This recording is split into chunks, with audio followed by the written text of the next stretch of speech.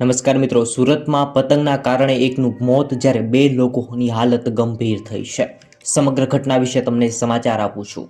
શહેરમાં ઉત્તરાયણની ઉજવણી 3 ગંભીર ઘટનાઓ સામે આવી છે, જેમાં એક ઘટનામાં પતંગ પકડવાની લાઈનમાં 10 વર્ષના બાળકે જીવ ગુમાવ્યો છે, તો બહેનને મળવા જતા ભાઈને પતંગની દોરીથી ગળાના ભાગે ઈજાગ્રસ્ત થતા સારવાર અર્થે હોસ્પિટલમાં ખસેડવામાં આવ્યો છે. સુરતમાં 3 ગંભીર ઘટનાઓ સામે આવી છે, જેમાં ઘટનાની વાત કરીએ તો સંગ્રામપુર મેઇન રોડ પર નવનિર્મિત એક બિલ્ડિંગમાં ચોથા માળેથી 10 વર્ષનો બાળક નીચે પડી જતા હાલ એમ કહેવાય મિત્રો જીવ ગયો છે. ખૂબ જ દુઃખદાયક સમાચાર સામે આવ્યા છે. ફરજ પરના તબીબીએ મૃત જાહેર કર્યો છે. હોસ્પિટલમાં દાખલ કર્યા બાદ મૃતક અક્ષય રાજુભાઈ ભાંગવત બુધવારના રોજ વતનથી સુરત રોજગારીની શોધમાં આવ્યા હતા. 3 સંતાનોમાં અક્ષય મોટો દીકરો હોવાનું પિતાએ જણાવ્યું છે.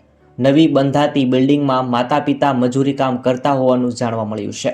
પિતાએ જણાવ્યું હતું કે પતંગ પકડવાની લાઈનમાં દીકરો ચોથા માળેથી નીચે પટકાયો. મિત્રો, ખૂબ જ દુઃખદાયક સમાચાર સામે આવ્યા છે. દરેક લોકો સુધી આ વિડીયોને શેર કરજો, જેથી દરેક લોકો દર વર્ષે આમ ધ્યાન રાખે અને સેફટી રાખે પોતાની, અને શાંતિથી પતંગ ઉત્તરાયણની જે ઉજવણી છે તે કરે. આવી રીતે દરેક લોકો સુધી આ બીજી ઘટના જે છે તેની પણ વાત કરીએ. બીજી ઘટનામાં સુરતના પાંડેસરા જયવીર ઇન્ડસ્ટ્રીઝના એક લુમ્સમાં ખાતામાં લોખંડના સળિયાથી પતંગ પકડવા ગયેલા યુવાન હાઈટેશન લાઇનના લોકાળનો સળિયો અડી જતા કરંટથી મિત્રો હાલ સળગી ગયો તેવા સમાચાર પણ સામે આવ્યા. ખૂબ જ દુઃખદાયક સમાચાર છે. દરેક લોકો સુધી શેર કરજો.